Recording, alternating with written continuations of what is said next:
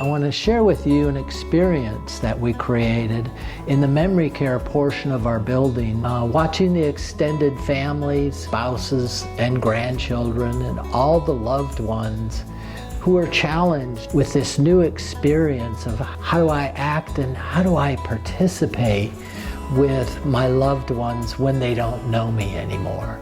We brought in professionals and we brought in help, and you could sit around the table and have some discussion, but the majority of family members really did not want to participate in this manner. They didn't want to admit to others, or to strangers especially, their insecurities with how they felt about a loved one who had maybe raised them or they married that just didn't know them anymore. We started working on ideas of why they would gather together and in some ways help each other, because they in many ways were all in the same circumstance and would see the same challenges, but just didn't want to be in a therapy type atmosphere. So we pushed into an experiment. What if every Sunday we would let any family member or any neighbor of a family member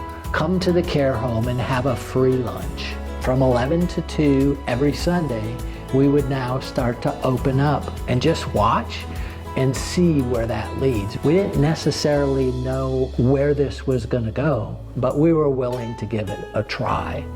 And on the first week we tried it, we had about 18 people show up, and we served hamburgers and French fries, kind of a fun Sunday lunch. And they sat around, they would introduce themselves to each other and would start having conversations. By the second week, we probably had 25 people come. By the third, we had about 35. This was growing incrementally on a weekly basis. They were getting to know each other.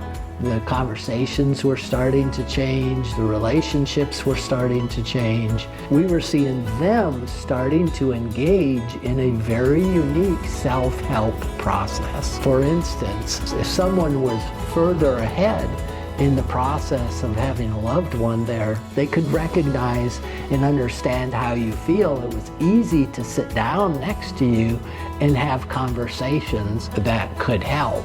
This self-help cycle, them helping each other, was an absolute amazing phenomenon to watch. When the grandchildren would come in, we'd produce little games and things that they could play. They instantly would feel that interaction, and they would start to participate in an environment that was completely adjusting just because we had outside family members coming in and joining. And while grandchildren would bring a lot of positive energy, we actually started to see some of the children of their loved ones come into the building and bring their gifts. For instance, we had a 55-year-old son who was having a hard time visiting his father at the care home because his father just didn't know him anymore.